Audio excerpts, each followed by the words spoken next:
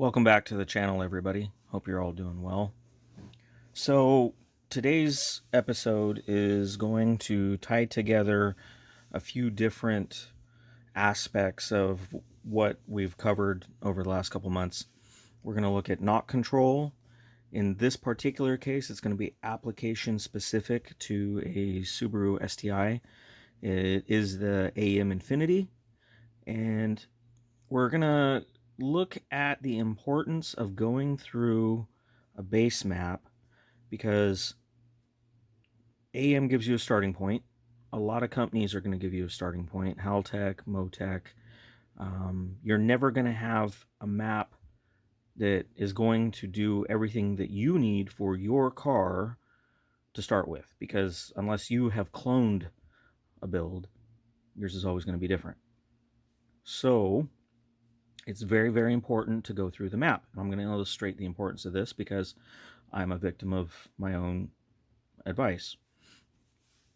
Let's get into the software. The first thing we're going to look at is knock profile for this car on 92 octane. It fairly low timing. You can look down there in the corner. You see 15 degrees, 7,300 RPM, 22 pounds, 251 kPa. Decent air fuel, 1160. There's one big spike right here at 6,200. Pulled half a degree, and that was just based on me working through issues. This is pull 11, so I had a few before this. Just kind of getting a feel for where the car was at and having it do everything that I wanted it to do. Now, if we go to the wizard and we look at knock control settings, I was trying to figure out why number 3 and number 4 were so quiet. Let's start with the filter settings first. So for the bore size, 99.5, should be 5750. We didn't really have an option. It was either 5680 or 5900, so I went with 5680, kind of keep it close. I started with an integrator of 300 USEC, which is a little higher than I normally would, but it was an audibly noisy motor, so I knew I was going to have to add a little bit. Amplifier gains to, again, about where I would normally be. So when we go to the sensor assignment and window angle, you'll see 5 degrees before top dead center. It's looking for 40 degrees. My standard setting's there. But then I notice this, knock sensor 1, knock sensor 1. I'll move this so you can see that it's cylinders 1 and 2. And then, for some reason, it was assigned to knock sensor 2. Subarus don't have 2 knock sensors. They have 1 knock sensor on the left side of the block towards the back cylinders. So that confused me. I was like, what is going on? I should probably do something. So I set those all to knock sensor 1, again, because we only had 1, and look at the profile change as it loads. Oh my goodness, all of a sudden number 3 is really loud. Number 4, not too bad. This is not changing anything in the tune. We'll get right up to the 7,300. Same 15.2 degrees, same 22 pounds. This time it pulled half a degree basically on number 3, because there's a spike in there above my noise floor that I had set up. The spike down here at 6,200 is a little bit lower, so most likely phantom. Now at this point I decided I was almost out of fuel, or out of pump fuel. I needed to switch to race gas, which was the main emphasis of this car. It's a 64-66 car, so we had other issues with it over the last few months. We got ironed out, so it was finally time to make some power. And I figured, you know what, I need to set this up at this point with race gas, not change anything, because then I can really figure out what the noise profile is. Now, it's difficult to do if you don't have a dyno, not impossible, but sometimes you're going to find cars like this that you have to go back and forth. It's going to be pull after pull after pull, and consistency is key. So I do strongly suggest that you figure out a dyno to rent. if you're going to set up the knock on your car and things aren't making sense. Maybe it's a car that's not common. Obviously, Subarus are, but Subarus on Infinity I don't think are as common. Seems a lot of Subaru guys run Link. A lot of stock ECU stuff, obviously. Maybe some Haltech cars. I'm looking forward to trying that. But at any rate, it's not like it's a Supra. It's not like it's an Evo. So there's not a lot of other people that you can go ask and say, hey, I have this noise profile. What do you think? Because, not going to lie, this is the second one I've done. And I had questions, but didn't necessarily have anybody to go ask. So let's switch to the C16, and we're going to start seeing some of these differences or lack of change, I guess. So let's do that now. So the first poll that I did, I was playing with the mode switch and drive-by-wire. But this really illustrates the point of putting race gas in. It hadn't changed much. So you can see it's only 10.5 pounds. It's 1 degree extra, 2 degrees extra, 37% throttle. So we had 20% wastegate line. I used the drive-by-wire to artificially alter what wastegate line is, which that goes back to the torque management videos. I'll make sure I have links in the description for all of the pertinent videos. You can see here, though, down low, number 3 is still extremely noisy. That hasn't changed. It is on C16. C16 is 117 octane, 116 octane. So realistically, this is just background noise. So what I did is went and jumped, did add a little bit more boost to it and a degree. So it's not exactly back to back, but it looks really, really horrible all of a sudden. Oh my goodness, what is going on? 25 pounds. Oh, Aaron, you turned the boost up too high. That's what it is. You can see that it pulled 5 degrees on the back cylinders. It was pulling 1.5 degrees and 1.75 degrees. Base was only 16.6, a degree of timing, and 3 pounds of boost. Now, what actually changed, and this is why it's important to cover every aspect that you can feasibly, is I actually doubled the frequency. Normally, that will have the noise. This increased it. It made it way worse.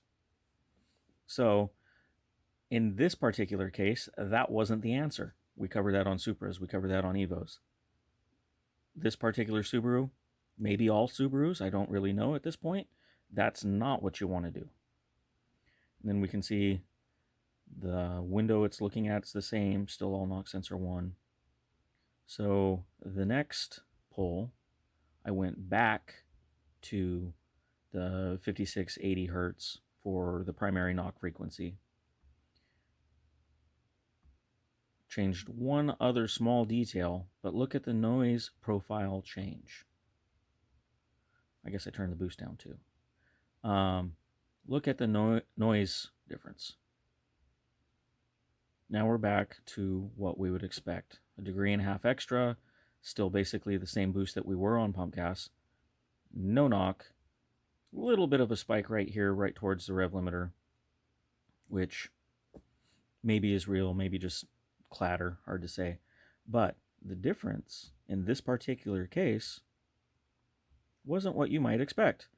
I simply changed the integrator smoothing time. So I was changing the time that it's looking. Is that safe? In this case, I feel so, because we did our due diligence. We went through. We did everything on pump gas. We put in race gas. We verified that the double frequency wasn't going to work.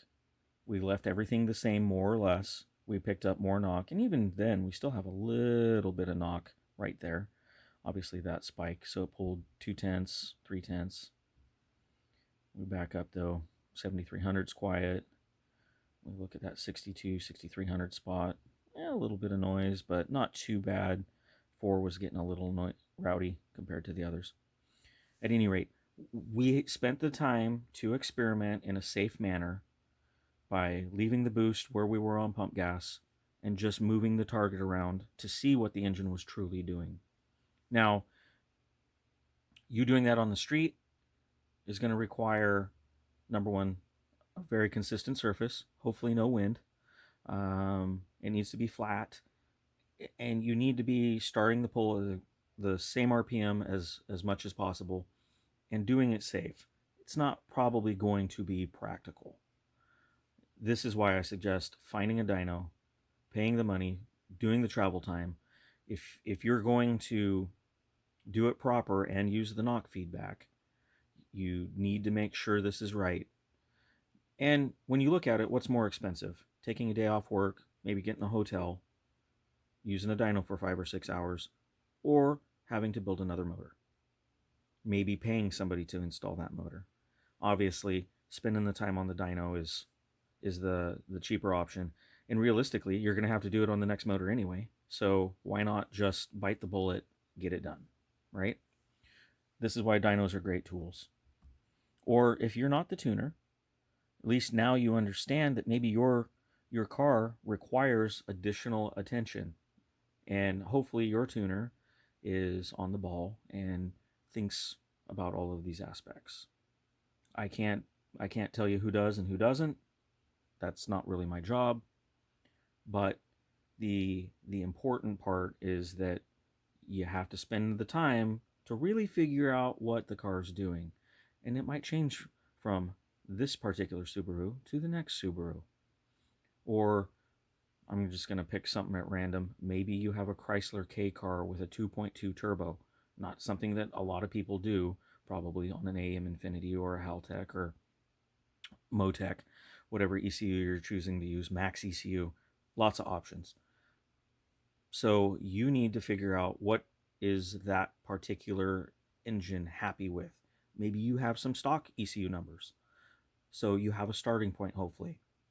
But you have to go through, make the pulls. Maybe you're doing this at a drag strip. That's my suggestion. Obviously, it's not safe doing it on the street. There's so many things that you can't anticipate. And even if it's a dead-end street, there's nobody that lives on it. You never know if a deer's going to walk out in front of you, a squirrel, a land crab. Who knows? Something could happen. So keep that in mind. Do this as safely as possible. Drag strip is a great spot because you can be consistent. You don't have to use the launch control. Just make pulls. You're not there to beat anybody. You're there to tune your car. So anyway, guys, I hope this kind of gives you an idea of things that you would encounter with the Subaru specifically. But in general, that you can't use the same solutions all the time. Sometimes you have to adapt your approach. And that's really what separates good tuners from meh tuners, is being able and willing, most importantly, willing to think outside the box. Because if you came at the same problem the same way every time and expect different results, you're never going to get them. Einstein said that that's insanity, right? Repeating the same thing every time and expecting a different result. We're car guys. We're used to experimenting. So, maybe it's going to take a little bit of time to figure out, but in the end, it's worth it. It's going to save your motor, hopefully. Because unless you run on E85 all the time, or race gas, pump gas is the reality, and we need to make sure that our engines are as safe as possible. And you don't want to leave power on the table if you don't have to. You want to be able to maximize it. So that's why knock control's good. Anyway, hope everybody's doing good. If this is content that you like and you haven't subscribed, please consider doing so. If you have friends and colleagues that might be interested in it, please consider sharing it with them. Post it up on your Facebook, Instagram, wherever you think that they're going to see it. Hopefully they like tech, race car stuff, build profiles, and I am going to get more on the bandwagon. A little less tech, a little more dyno action, a little more race car action. I know I promised that, so I need to live up to it. Got to be a man of my word. If you need notified as new content is added and you haven't done so, hit the bell icon. And as always, hit the thumbs up. Lets me know that this is something you guys like. Maybe it's something you don't like. Leave comments. Constructive criticism is always welcome. And heck, leave bad criticism. I don't care. I got a thick hide. I might not comment on it because I'm going back to the lab figuring out how to work with it. So anyway, we'll talk to you guys later. Bye.